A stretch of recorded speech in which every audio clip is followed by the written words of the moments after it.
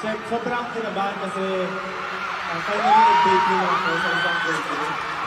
Bini Justin ko. Father SB, salamat. De, joke lang.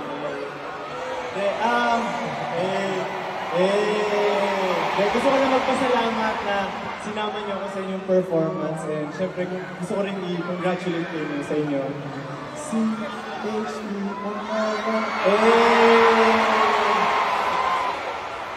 Thank you so much. Thank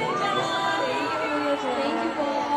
Kasi Claudia, alam niyo ba guys, kung nagre-rehearse kami kagabi, memorize niya na lahat. Ganyan siya ka-professional. Memorize niya yung salamin sa